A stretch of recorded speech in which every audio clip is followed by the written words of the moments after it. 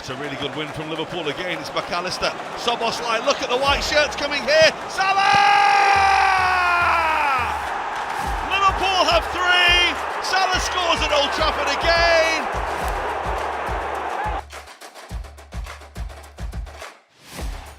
በዚህ ሲዝን ሞሐመድ ሳላን በሊቨርፑል ውስጥ አንድ ላይ አርጋችሁ ከሊቨርፑልም ነጥላችሁ አውጥታችሁ በሲንግል ተጫዋቹን ብቻ ብታዩት ያ አይነኬ የነበረ ተጫዋች ማጂኩን እያጣ ይመስላል። በጣም ከጨዋታ አስፈሪ የነበር ተጫዋች በባለፈው ሲዝን በ29 ጎል 18 አሲስት በሊጉ አድርጓል። ሊቨርፑልንም ወደ ዋንጫ አሸናፊነቱ እንዲመለስ ትልቅ አስተዋጽኦ ነበረው ሞሐመድ ሳላህ የኢጂፕት ኪንግ። በአሁን ሰዓት የነበረው ማጂክ በባለፈው ሲዝኖች ያየነው የነበረው ሞሐመድ ሳላህ ምናልባት የነበረውን ማንነት ማጂኩን ተጽዕኖ ፈጣሪነቱን እያጣው ይመስላል። በባለፉት 6 ጨዋታዎች 2 ጎል ብቻ ነው አስተዋጽኦ ያደረገው። በባለፉት 6 የ2025 የ2026 የፕሪሚየር ሊግ የሻምፒዮንስ ሊግ ዘሆል ጨዋታዎችን ብናይ ማለት ነው የአዮቹ የአንፊልድ ንጉስ እንዲሁ በ7 ጨዋታ በ6 ጨዋታ ተጫዋቹን አይተን እንዲሁ መገመት ባንችልም በዚህ ትንሽ ጨዋታ ስለሆነ በዚህ ሲዝን ወርዷል ማለት ባንችልም አጀማመሩ ግን እያጣ እንደሆነ ፐርፎርማንሱን ተጽዕኖ ፈጣሪነቱን እያጣ እንደሆነ በግልጽ ይታያል በዚህ 6-7 ጨዋታዎች ውስጥ። ይሄን ግን አንድ ለብቻው ሳላን ስናይ ነው። እንደ አንፊልድ እንደ ሊቨርፑል ሆነን በምናይበት ሰዓት ግን ክራይሲሶቹ በዚህ ሲዝን የበዙ ይመስላል። የታክቲካል መለዋወጦች ሰፊ ይታያሉ። ከባለፈው ሲዝን አንፃር የተለየ ሊቨርፑል በሜዳው ላይ ያየነው ነው። የተለየ ሊቨርፑል፣ የተለየ ተጫዋቾች፣ በደጋፊዎችም በተጫዋቾችም የተሰበረ ልብ። በተለይ በዚህ ሲዝን ለሊቨርፑል ከባድ ጊዜያት አሳልፈው እንደመምጣታቸው ያ ነገር አሁንም ሊቨርፑልን እየጎዳው ያለ ሲዝን። ስለ ሊቨርፑል ከማውራታችን በፊት አንድ ነገር ወደ አይምሮአችን ቀድሞ ይመጣል። ለሁላችንም እግር ኳስን የምንከታተል በጁላይ ወር የተከሰተው የዲያጎ ጆታና የወንድሙ ህልፈት ለሁሉም የእግር ኳስ ተከታታዮች ቀድሞ የሚመጣ ነገር ነው ስለ ሊቨርፑል በሚወራበት ሰዓት በዚህ ሲዝን።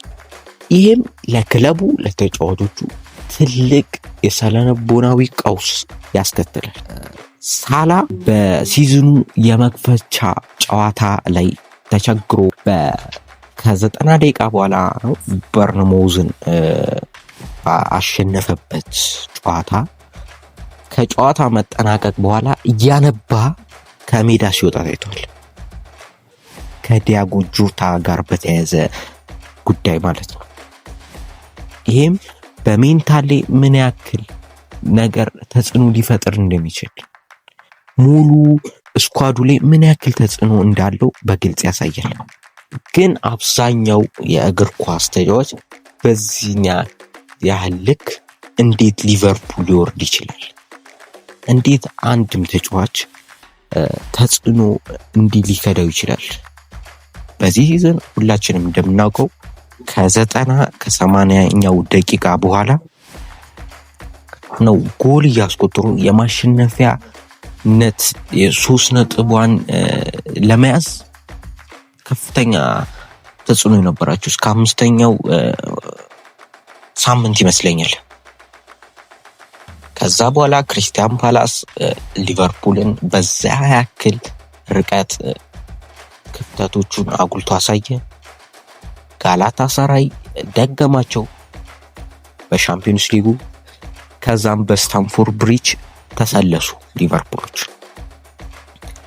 አሁንም ቀጣይ ከምንጊዜም ተቀናቃኛቸው ማንቸስተር ዩናይትድ ጋር ይገናኛሉ። ይሄ ምን ያክል ሳክሪፋይ ሊቨርፑል ላይ እንዳለው በጣም ግልጽ ነው። በተለይ ቀጣዩን የማንቸስተር ዩናይትድ ጨዋታ ነጥብ ይዞ ማይወጡ ከሆነ ግምቶች ወደ እነሱ ያደላሉ። እስካሁን ባሉት ይዘው ማይወጡ ከሆነ ግን ምን ያክል ተጽዕኖ ሊቨርፑል ቤት እንዳለ በግልጽ የሚያሳይ ይሆናል። በሌላ በኩል የሳላ ፐርፎርማንስ እንደዚህ መውረድ ከባለፈው ሲዝን አንጻር ስናይ የባላንዶር ጉዳይ ነው። በባላንዶር የደረጃ አሰጣጥ መሰረት አራተኛን ይዞ ጨርሷል። ይህም የሆነው ባለፈው ሲዝን ሻምፒየንስ ሊግ ላይ አንደኛ ሆኖ በቴብሉ አንደኛ ሆኖ ጨረሰው። ከዛ በፒኤስጂ ያን ያክል ሽንፈት ከደረሰባቸው በኋላ የሳላ አምቢሽን ያን ነገር ታርጌት አድርጎ ነበር ባላንዶርን አቺቭ ለማድረግ የሚሰራ የሚመስለው። በባለፈው ሲዝን በጣም ትልቅ ቁጥሮች ነበሩት። በጣም ተጽዕኖ ፈጣሪነቱ የጎላ ነበር በሻምፒዮንስ ሊጉም በፕሪሚየር ሊጉም ባለፈው ሲዝን። ግን እንደዛም ሆኖ በፒኤስጂ ህልሙ ከተገታ በኋላ አራተኛም ሆኖ ከጨረሰ በኋላ ባላንዶር ላይ ከዛ አንብሊቬብል ሲዝን እንደዛ ሆኖ ከጨረሰ በኋላ በዚህ ሲዝን የሱ መቀዛቀዝ አንዳንድ ሰዎች እንደሚሉት የባላንዶር ጉዳይ በሰፊው ሊጠቀስ ይችላል። እንግዲህ እዚህ ባላንዶር ስንል የዲያጎ ጆታ ህልፈት ስንል ጥቃቅን ነገሮች ሊመስሉን ይችላሉ። በተለይ የዲያጎ ጆታ ህልፈት ከደጋፊዎቹም ኖርማል ከደጋፊዎቹም ትተን እኛ እግር ኳስን የምንከታተል ሰዎች ያን የሰማንበት ሰዓት ምን ያክል ድንጋጤ እንደተፈጠረብን አይተናል። በእነሱ ደግሞ እንደ ፋሚሊየር በሚተሳሰቡ አንድ ላይ ትሬኒንግ በሚሰሩ ኦን ዘ ፒች ኦፍ ዘ ፒችም አንድ ላይ በሚሆኑ ተጫዋቾች ምን ያክል ተጽዕኖ እንዳለው መረዳት በጣም ግልጽ ነው እና በባላንዶርም ከዛ አንብሊቬብል ሲዝን ቀጥሎ ይሄን ደረጃ ይዞ ማጠናቀቁ ለሞሐመድ ሳላህ ለዚህ ዲሲፕሊን አትሌት እኔ ዲሲፕሊኑ በጣም የማደንቅለት አንድ ነገር ሰውነቱን የሚጠብቅበት መንገድ ለእግር ኳስ ምን ያክል ራሱን መስዋዕት አድርጎ እንደሚሰጥ ስናይ ለሙሐመድ ሳላህ ትልቅ ተጽዕኖ አለው ብዬ አስባለሁ።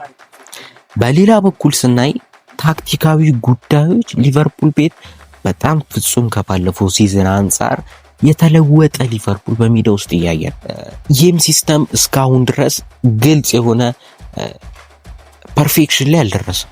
ሲስተሙ ብሮክ እያደረገ ነው ይመስሉ። ሊቨርፑል በባለፈው ሲዝን ከሳላ ጋር በጣም ኮኔክሽን ያላቸው በሜዳ ውስጥ ኦን ዘ ፒች ኦፍ ዘ ፒች የነበሩትን እንደ ዳርዊን ኑኔዝ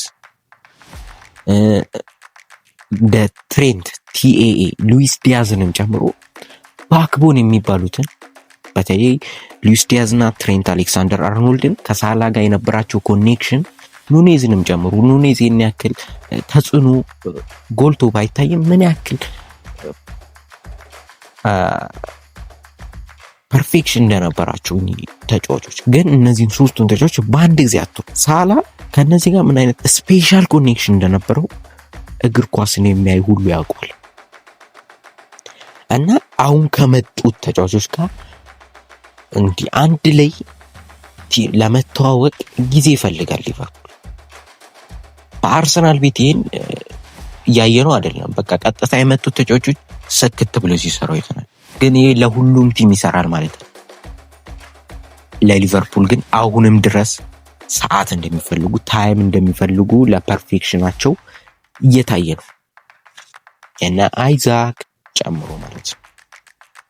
ግን ይሄ ቲም አንድ በሚተዋወቅበት ሰዓት ታይም ሲያገኝ ምን ያክል አስጨናቂ ቲም እንደሆነ ያው መገመት ከባድ አይሆንም። ሊቨርፑል በዚህ የዝውውር መስኮት 400 ሚሊዮን ዩሮ በጅቶ ከዋክብትን ሰብስቦ ወደ ቡድኑ ቀላቅሏል። ግን እዚህ ጋር ማየት ያለብን ታለንት መጥቷል። ራሳቸውን ፕሩፍ ያደረጉ በሌላ ሊግም በውስጥ ሊግም እንደነ አይዛክ የመሰሉ ራሳቸውን ፕሩፍ ያደረጉ ተጫዋቾችን ይህን ያክል ሚሊዮን ዩሮ መድቦ በ100 ሚሊዮን የሚቆጠር መድቦ አምጥቷል። ግን እዚህ ጋር ታለንት መጥቷል።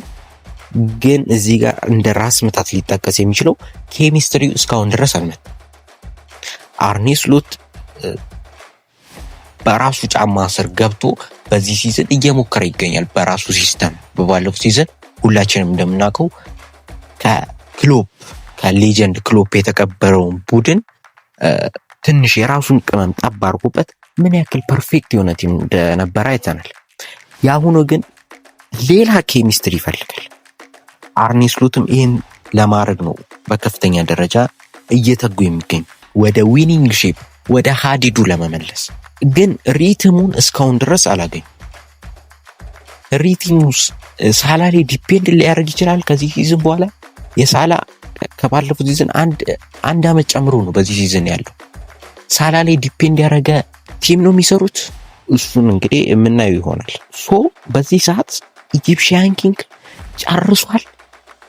በሊቨርፑል የነበረውን ገናናነት አጥቷል ጭራሽ ልንል አይመስለኝም። እኔ በግሌ ኳሊቲው አሁንም አለ ብዬ አስባለሁ። እንዲሁ ጎልቶ ባይታይም ከዚህ በፊት በነበሩት ዊኮች በ25-26 በጣም ኪፓስ የምንላቸውን እሱንም ጨምሮ ለተቃራኒ ቡድን ተከላካዮች አሁንም አስፈሪነቱ አሁንም ድረስ አለ።